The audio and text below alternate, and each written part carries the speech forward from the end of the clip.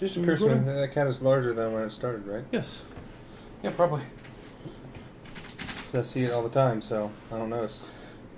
It's like when I went back to my parents' house and saw their giant animals. You're They like, just like parading around the house. knocking over tables and priceless lamps and such. Hey, we're two fat guys. And we just watched 300! And? Sin City. Sorry, you caught me a little with the 300. I didn't know that was sort of a Batman delivery. I said I don't know that. I feel like that's national. No, that's Nick Cage. Yeah, you're Gotta right. steal the national. Gotta steal the Declaration of Independence. I'm like, why isn't Nick Cage in Sin City? Can I just? It's all the hallmarks of a classic Nick Cage film. There's lots of violence, and it exists. Anyway, our terrible impressions of Andy Samberg doing terrible impressions. Which comes back around. It's perfect Nick Cage. So yeah, the Frank Miller company. These are the easily highest rated of the bunch. Both, for good reason. Both rated R. I think the both most widely known and widely viewed of the marathon. Yeah, I'd buy that easily, because I know a lot of people who wouldn't watch the other films we watched, but have watched 300 and or Sin City. Maybe The Mask. Oh, I forgot about The Mask. Oh, Mask, right? It was attached to a piece of crap, so I tend to forget it. Yeah, that'd be a tough call. That's true. I forgot about The Mask. I'm sure there's data somewhere. I have a feeling more people would know that they're comic movies for 300 and Sin City, whereas The Mask, I feel like, flew under the radar. Yeah, that movie fair. But this is a stupid conversation. Regardless. So, 300. It's great. The kick-in-this movie. I don't know if you guys know this. Those movies are pretty good. And...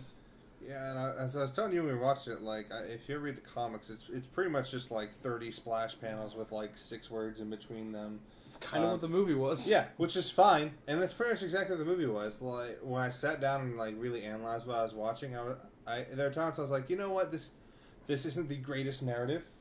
There's not a whole lot of like plot development. It's just cool fighting and just breathtakingly beautiful shots. Well composed shots. Yeah, it's just filmed splash panels. Yeah, because like it's not even just like, you know, because all the backgrounds were digitally added, but not even just those. Just even the composition. It's just like everything looks like a comic panel. Yeah, because most of them were. Yeah, like, that's the thing. There are great features where you can watch the side by side on the Blu-rays and the DVDs. You can watch like here's the comic panel and here's the horse rearing up with the heads on the chain. Like like identical. You can drag the outline of it. Yeah, like clearly the horse looked at that and went, oh, okay, yeah. I'll put my hose. Got it. I got it. One take. Let's do this. A horse a professional. Yeah. Unlike that messenger. He wasn't supposed to get kicked from the pit. That was an acting choice from Gerard Butler, a.k.a. the Phantom of the Opera.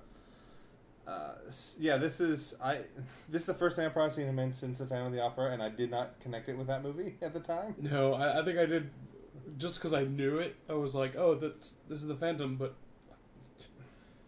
whatever. Like it doesn't even factor into my viewing experience. Mm-hmm. Also doing a ridiculous voice, but not in a way that is too funny like Batman.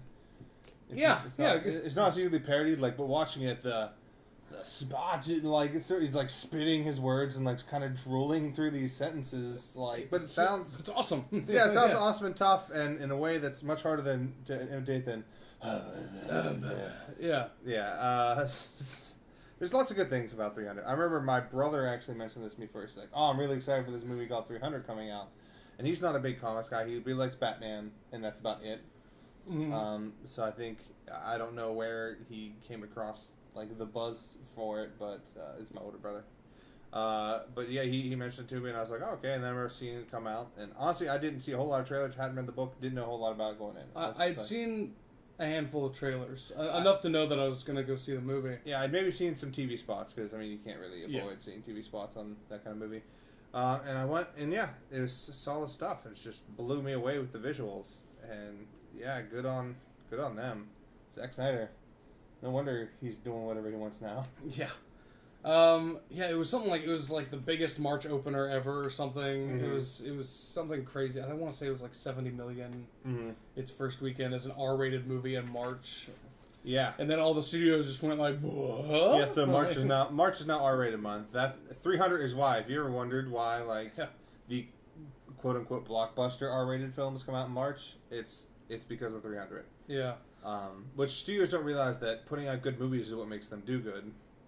Not always. Yeah. But quality will tend to lead towards money.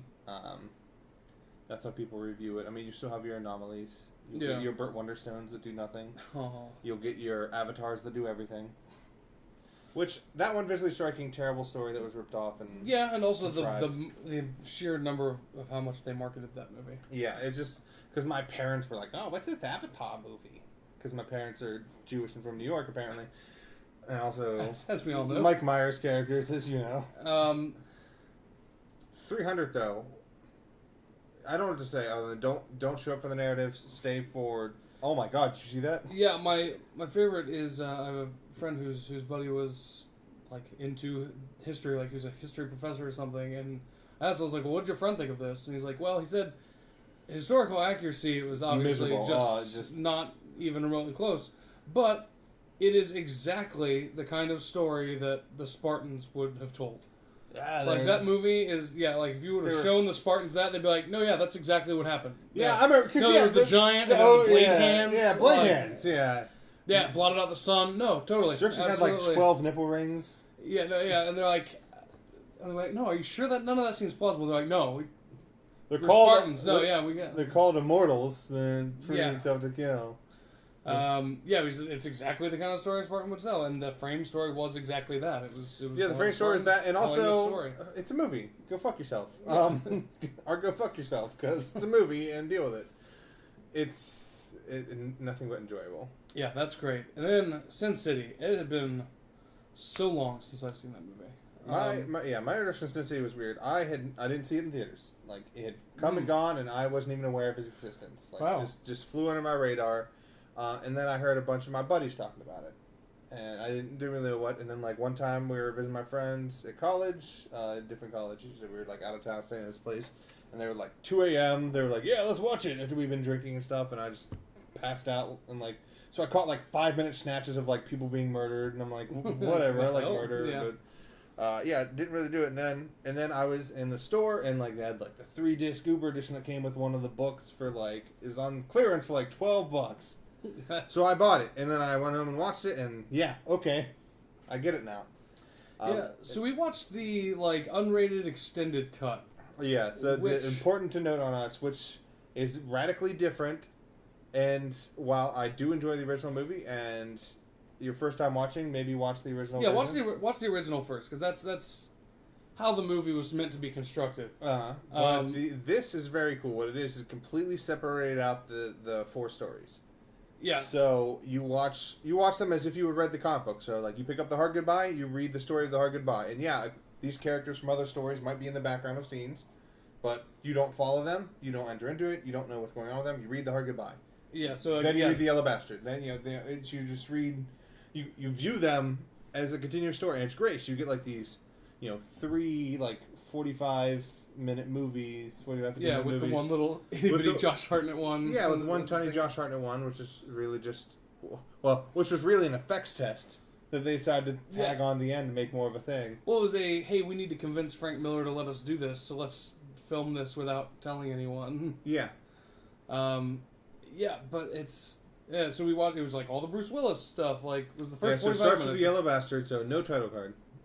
We had a title card after the credits because the title card came with the second story, which was Josh Hartnett one. What is that called? He can. It's not Damn to Kill For. It's not The Yellow Bastard. It's not The Hard Goodbye. It's like when a stranger calls or something. Stranger. You're the internet. You're a nerd on the internet. If you're watching this video, I'm 1,000% certain that you know or are Clayton and don't care. The customer's always right. Customer's always right. Like we said, something with stranger. The customer's always right, and then it was... Yeah, also there were credits after each one, section. Like the full credits, which was fine. It gave us a little chance to maybe do a little IMDb trivia searching, do a little discussion mid-movie. It is a great way, because first off, you do get the extra content edited into the film. It's better than watching deleted scenes. And also, if you've seen the movie, you get sort of the flow of them all mixing together in a very sort of Tarantino style, Pulp Fiction style, which is nice. But I really enjoyed this viewing order, and this is great because now I know, like, hey man, you want to watch? I watch Bruce Willis, fucking that's like fight the yellow bastard. So I got 45 minutes to kill. Yeah, so it was kind of like it was like 3 shorts, which was awesome too. Yeah, I mean, I can see why you don't release that in theaters because the American audience is not accustomed to that sort of thing, and they kind of riot in the streets if you try it on them. But no, we want our stuff jumbled together. That's really much better. It's really promising because I feel he's going to keep doing it. Rodriguez has been quoted saying that he eventually wants to film every Sin City book, which, all right. He was trying to get Sin City 2 off the ground forever, and it looks like it's finally like for realsies coming out next year, or is it this year? I think it's next year. Probably next March. Yeah, because I know immediately after the movie came out in like 2005 or 4. Yeah, there was a lot of buzz. I remember by the time I watched it, everyone was like, "Oh, Sin City 2 is going to be coming out in a year or two." I'm like, "Oh, okay, sweet. I just got into this. So I'm pumped." Yeah, it's the kind of thing where they're like, "We're going to film 2 and 3 at the same time," and yeah, I remember that. They're like, "We're just going to film all the books we can. Like, we got a green screen for a weekend. We're just going to keep filming." Like, Johnny Depp, you're going to come be in this, right? And he's like, "Yeah." It's like, totally. All right, sweet. We got Johnny Depp. We got Johnny Depp involved. And then now Johnny Depp's not. And then Johnny was like, "Hold on, I have to do 12 Jack Sparrow clones real quick." Just fine. So man, Sin City, that also, again, movies that look like they're just ripped from comics. Yeah, everyone in the universe in these movies. Yeah, that's Elijah Wood coming off of Lord of the Rings. His first sort of like, I need to shock you out of Frodo. And just great. Success. Yeah, great success. Didn't with not a single line. Yeah, and also not so distracting because, like, when I first watched it, like, while I eventually became aware that it was Elijah Wood, I didn't even think about it as Elijah Wood. I was like, man, this sweet character. Yeah, because sweet, evil Charlie Brown.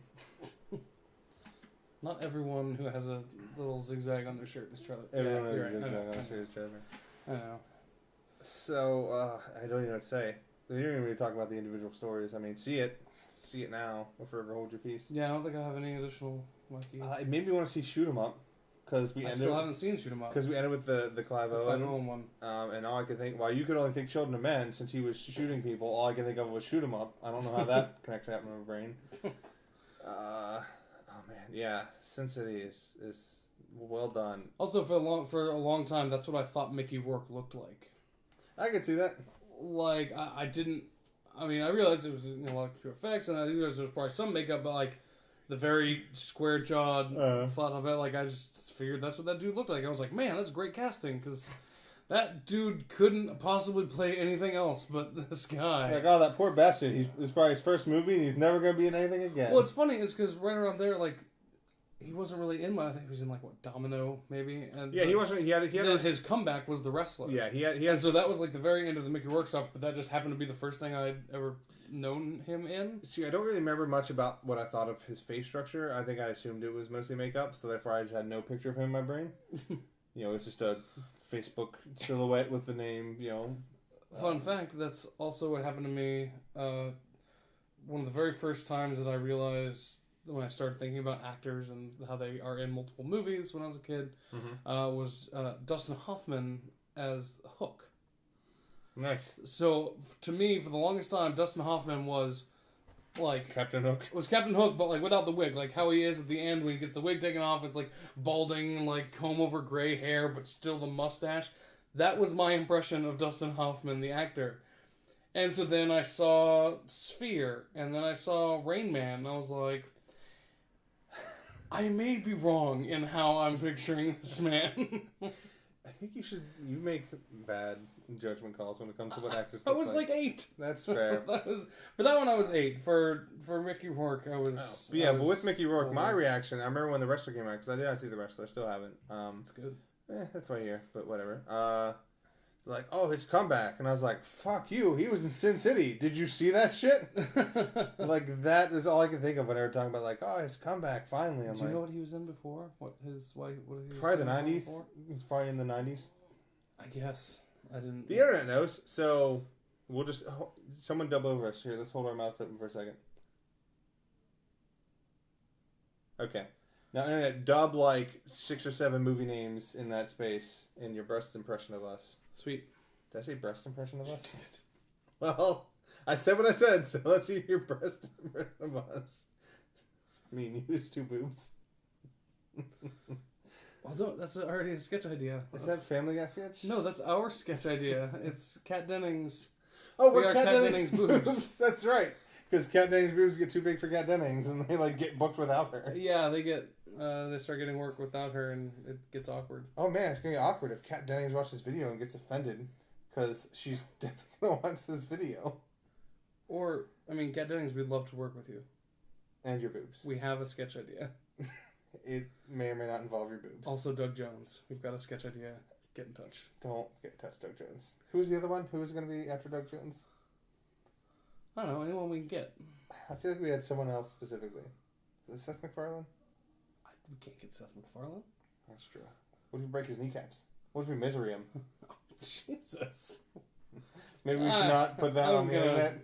Well, Jesus, this. don't put this part on. Now if he gets miseried, I'm going to jail. You're a jerk.